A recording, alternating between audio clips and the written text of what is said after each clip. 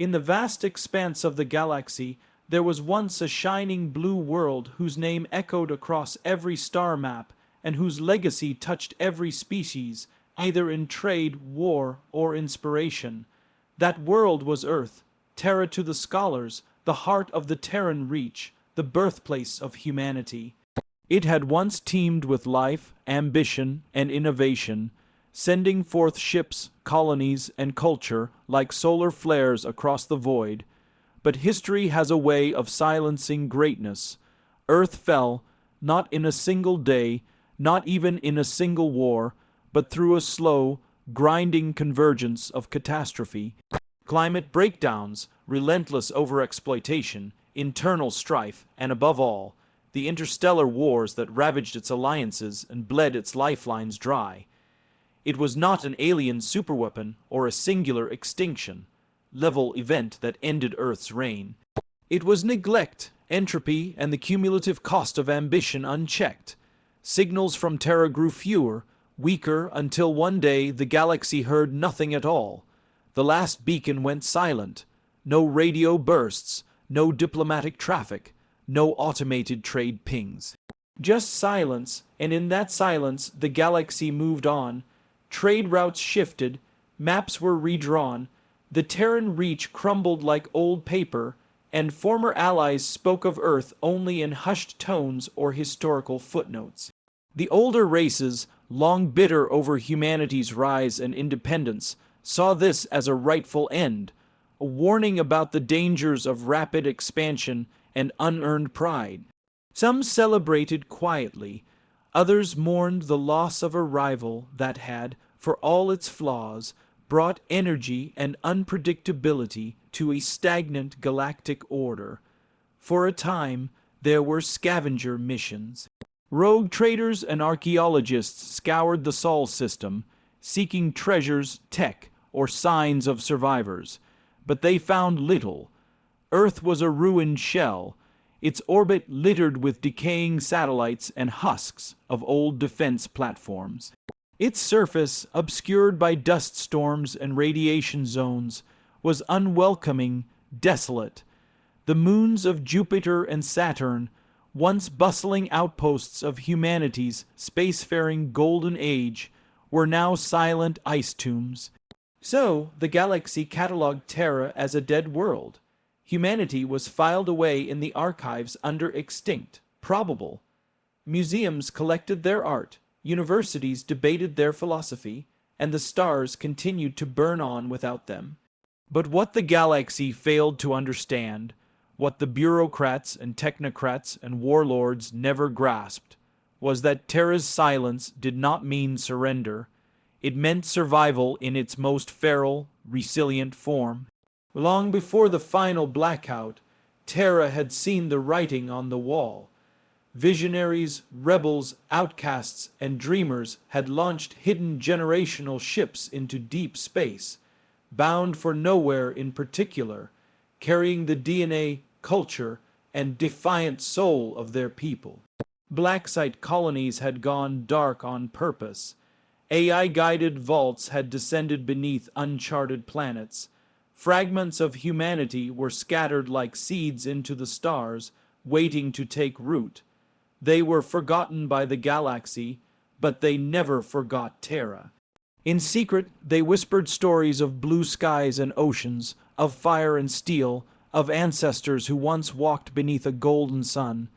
They trained in silence, adapted in exile, and endured in obscurity. They weren't extinct. They were gestating, and when the time came, when the galaxy had grown comfortable in Earth's absence, when the powers of the cosmos had grown arrogant in their belief that they were alone again at the top, then would the legacy of Terra awaken, not in speeches or fanfare, but in footsteps shaking the ground, in voices that remembered the silence, in eyes that burned with the memory of a lost homeworld. Earth had not died. It had become a myth waiting to be reborn. And myths, once stirred, burn brighter than stars. Before the final silence of Terra, there were those who foresaw the inevitable collapse. They were not just politicians or military leaders, but scientists, visionaries, survivalists, and philosophers. People who understood that the rapid trajectory of Earth's progress carried with it an unavoidable toll. They debated quietly in closed chambers, built models and simulations, analyzed climate data, tracked geopolitical fractures, and projected timelines. What they saw was undeniable. Earth would not survive another century of unchecked consumption, warfare, and systemic collapse. So, long before the last wars were fought and the final broadcasts ended, they began planning humanity's insurance policy, the Exodus. It wasn't a grand gesture or a single global project. It was fragmented, secretive, sometimes illegal, and often opposed by the world powers of the time. But it was relentless. Across continents and orbital stations, brilliant minds and hidden alliances worked to launch what they called the Seeds of Terra. These were not mere escape pods or colonial fleets. They were vaults of memory, culture, and genetics. Some were generational ships, vast arcs designed to travel at sub-light speeds into the unknown, carrying entire populations in cryogenic sleep or under the guidance of advanced AI. Others were hidden planetary outposts, established in remote sectors under false designations, shielded from detection by cloaking tech and navigational anomalies. There were even terraforming drones dispatched ahead of time to prepare worlds deemed potentially habitable centuries later. Each seed was different, reflecting the vision of its creators. One was built beneath the surface of a rogue planet that drifted outside any sun's warmth, powered by geothermal energy and protected by an AI that simulated Earth's ecosystems. Another was disguised as an asteroid mining operation on the edge of a lawless sector, populated by descendants of Earth's poorest nations who had pooled their meager resources in defiance of the wealthy elite. Still others were simply encrypted memory cores shot into space, holding the sum of human knowledge, designed to awaken only in the presence of human DNA. These efforts were not coordinated by any single government or entity. In fact, many were created in opposition to the collapsing institutions of Earth, built by those who no longer trusted the old systems. Hackers worked alongside geneticists. Underground networks of thinkers and engineers bartered knowledge across war zones.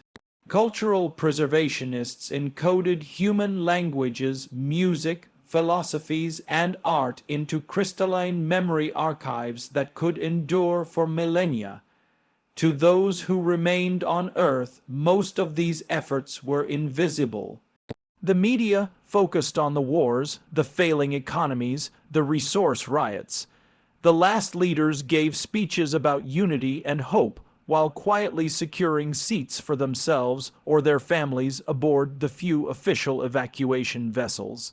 But the true legacy of Terra was being written in secret by people who had no delusions of glory, only a commitment to ensure that humanity would not end with the fall of its homeworld. Not all seeds survived. Some were intercepted, some failed in transit, a few lost contact entirely, but many endured. They drifted, evolved, settled, and in the silence that followed Earth's fall, these seeds began to grow. On hostile planets with burning skies or endless ice, they adapted. On moons with crushing gravity or erratic day-night cycles, they improvised.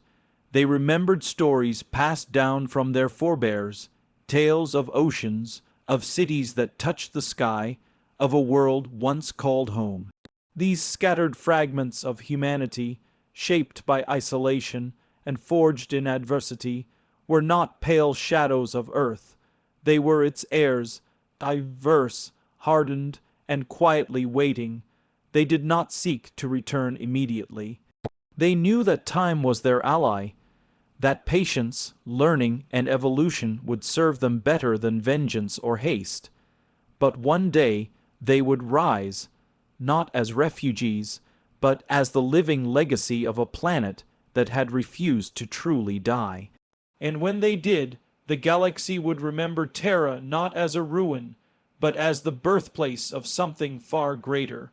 Generations after Earth's fall, when the last signals from Terra had long faded into myth and the galaxy had reshaped itself around the absence of humanity, the scattered seeds began to stir.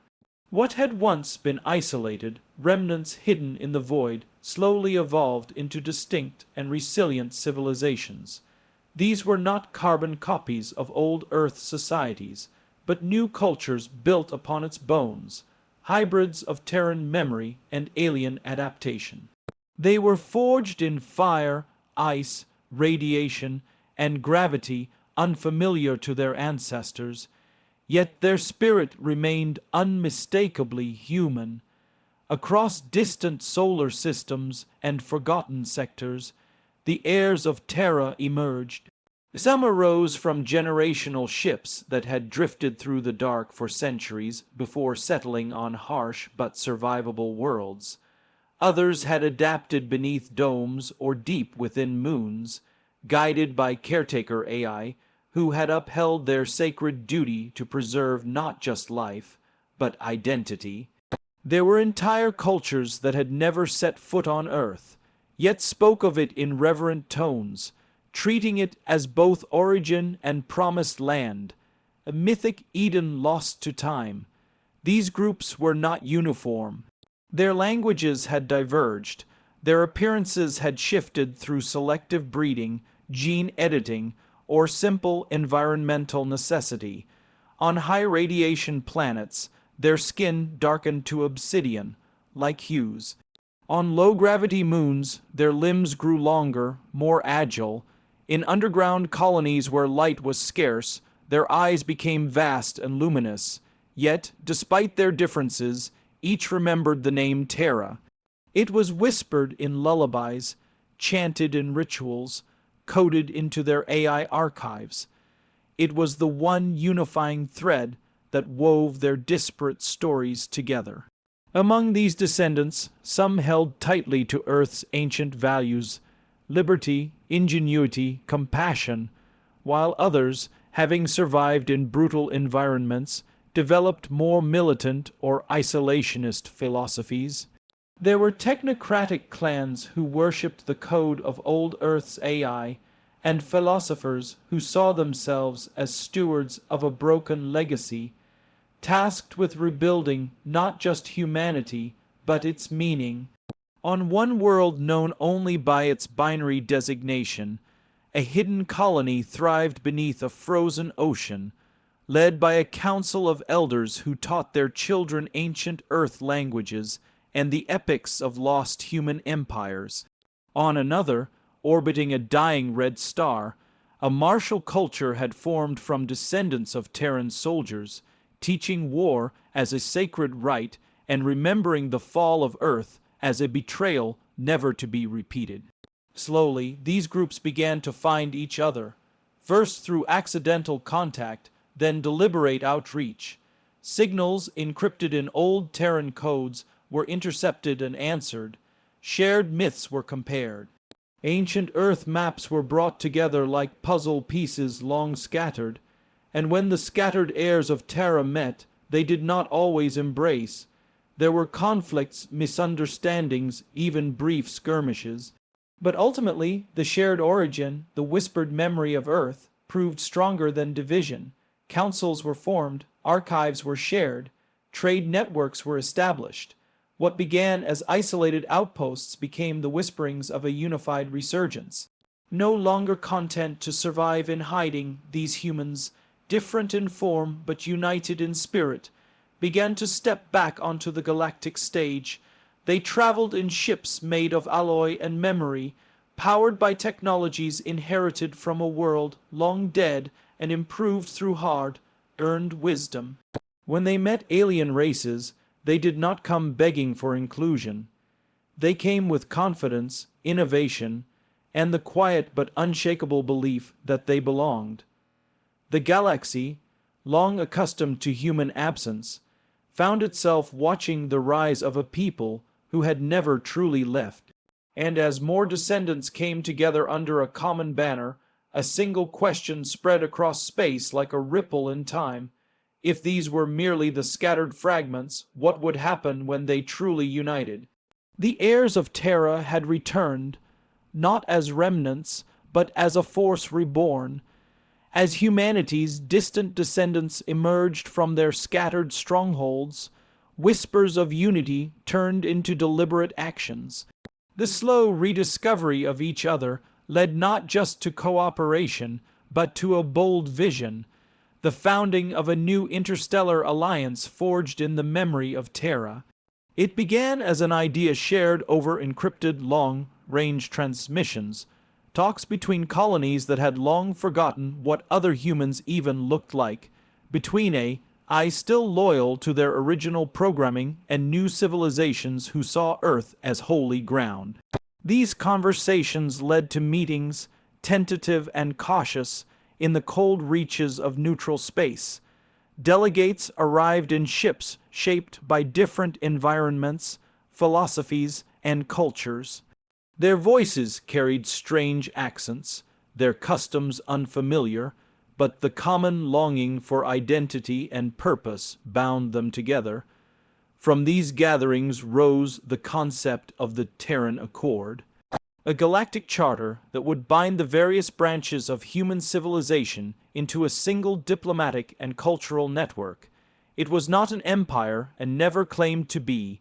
It was a living remembrance, a promise to never again let humanity be divided, exploited, or forgotten. Each colony retained its sovereignty, but all pledged to mutual defense, shared knowledge, and the preservation of the human story. The Accord's first major act was symbolic, the relighting of the Terran flame, an eternal holographic fire encoded from the light of Earth's last recorded sunrise.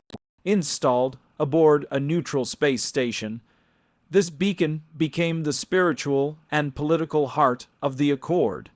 There, newly united representatives established the archive chamber, where all known Earth history, literature, and scientific achievements were compiled, preserved, and continually updated. It became the central library of human civilization, open to any of its children, no matter how distant or different. But unity brought challenges. Some colonies, hardened by centuries of survival, distrusted any form of centralization. They feared being subsumed by idealists or manipulated by the technologically superior. Others, shaped by harsh environments and isolated evolution, questioned whether they were even the same species as those from other colonies. Genetic and cultural drift had made their identities alien even to other humans. The Accord responded not with force, but with empathy. Cultural exchange programs were created. Artificial intelligences, many of them former caretakers of dying Earth missions, were employed as translators, historians, and mediators. Holographic forums were held, allowing colonies to experience one another's environments virtually, bridging the sensory gaps that centuries of separation had caused. Art, music, and philosophy became the true tools of diplomacy, reminding everyone that though they had changed, the soul of humanity still pulsed in every note, every brushstroke, every whispered story of Terra. The Accord also began to explore the ruins of the old world. Probes were sent to the Sol system, where Earth's remains were now classified as a protected relic. The scorched continents and shattered orbitals were surveyed with solemn reverence. What they found shocked them: fragments of still, functioning satellites, buried seed vaults, and AI cores still transmitting their fail-safes, waiting for someone to return. Some of the younger generations, born long after Earth's death, reacted with awe, as if meeting a mythical ancestor. Others wept openly, hearing recordings of ocean waves or watching old Earth films for the first time.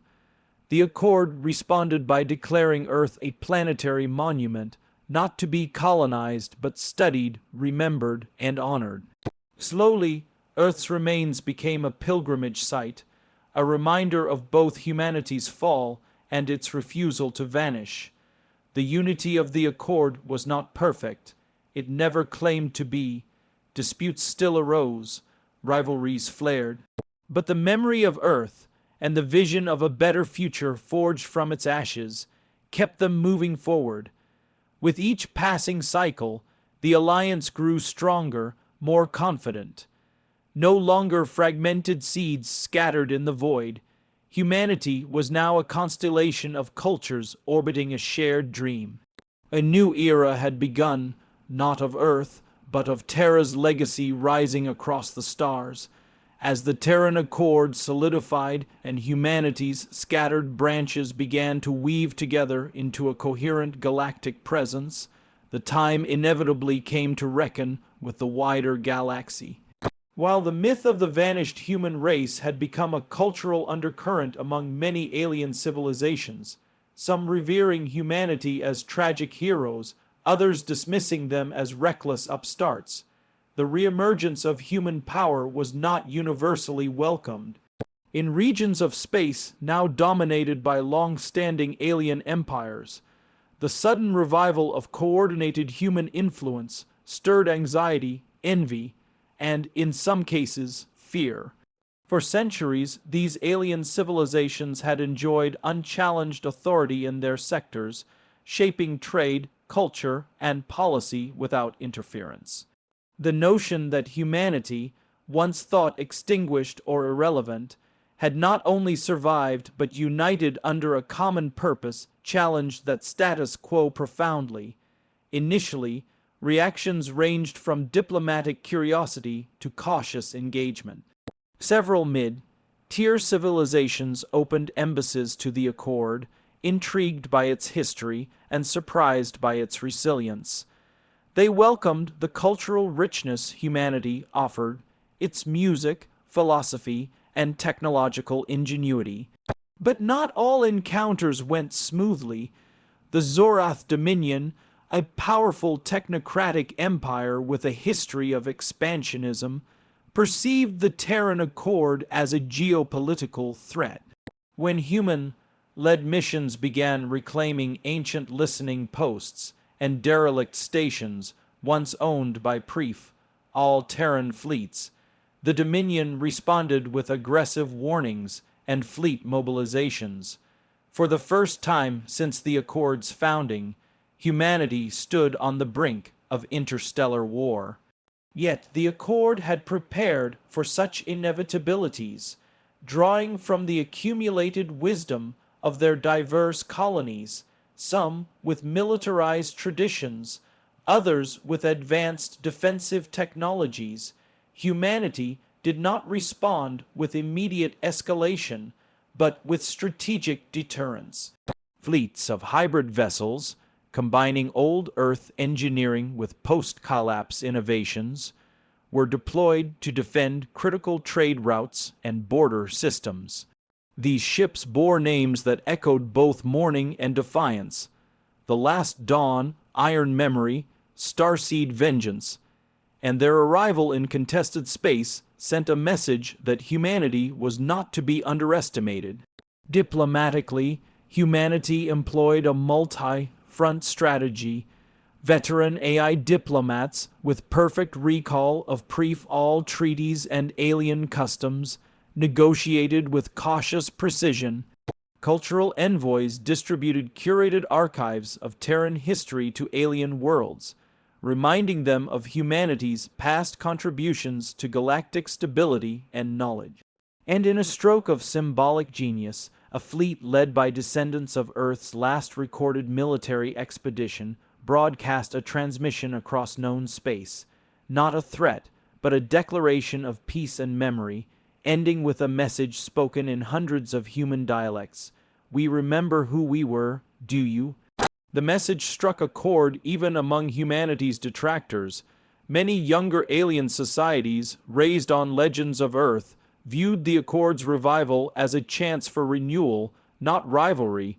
Trade resumed cautiously. Treaties were signed, and yet, despite diplomatic progress, underlying tensions remained. Some alien powers could not forgive humanity's ancient transgressions. The wars of expansion, the weaponization of AI, the ecological disasters left behind. These groups became sources of subversion, attempting to destabilize human-aligned colonies through covert manipulation, propaganda, and sabotage. The Accord responded not with purges, but with transparency and resilience. Accused of rewriting history, they opened their archives. When colonies were attacked, they defended them not as conquerors, but as protectors, and slowly their reputation grew, not as victims seeking revenge, but as survivors demanding respect. Throughout this period, a fundamental shift occurred. Humanity stopped being seen as a curiosity and began being recognized as a sovereign force once more. They were not what they had once been. They were something new, forged in loss, tempered by distance, and fueled by the fire of memory. The Accord's unity, despite its imperfections, became a model admired even by other species who struggled with internal division. By facing the galaxy not with arrogance but with earned confidence, humanity made it clear they would not dominate, but they would not be dominated. They had risen from their own ashes, and the stars would never forget their name again.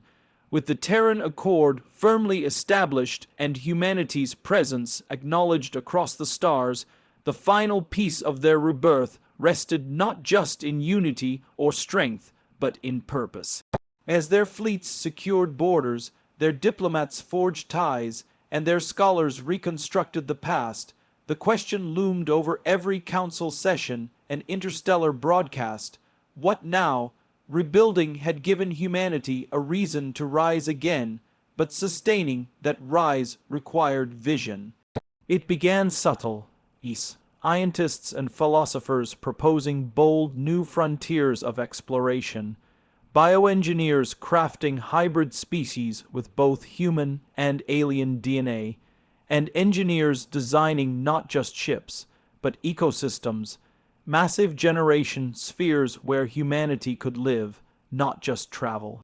No longer content to merely survive or be accepted, humanity turned to something grander, shaping the future itself.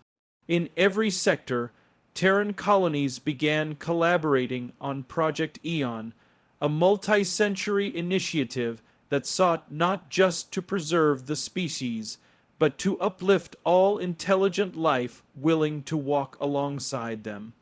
It was an unprecedented endeavor, combining data from 1,000 worlds, inviting participation from alien allies, and guided by AI who had once helped save humanity during its darkest days. Education became a cornerstone. Accord-wide systems were developed to ensure that even the most remote human or allied settlements could access knowledge previously locked in elite databanks. Cultural archives, scientific tutorials, virtual environments replicating old Earth ecosystems, these were beamed freely across space. The goal was no longer mere memory, but transformation. Artists began reimagining old myths through alien lenses. Poets fused languages to create entirely new forms of expression, and architects designed living cities that responded to their inhabitants' emotional and biological needs. Humanity became a crucible of synthesis, of past and future, of human and other, of flesh and machine. It was no longer just about remembering Earth. It was about honoring it by doing better than ever before. Space, once seen as a hostile frontier, became humanity's canvas. Terraforming projects were launched in previously uninhabitable systems, not to dominate them, but to heal them, to give life where once there was silence. AI partners evolved into full citizens, contributing their own art, philosophy, and ideas to the Accord. Some took on human names and voices, others remained proudly synthetic, yet profoundly loyal to the species that had birthed them. But with this rising prominence came responsibility. Humanity had learned, through fire and exile, the dangers of unchecked ambition. The Accord established ethical councils composed of multiple species, tasked with auditing their projects and ensuring that progress never again came at the cost of morality. It was not easy. Disagreements erupted, old prejudices surfaced, but unlike in the past, there was now a framework for resolution, dialogue, and growth. In time, human-built stations became sanctuaries for refugees of alien wars, not just symbols of power.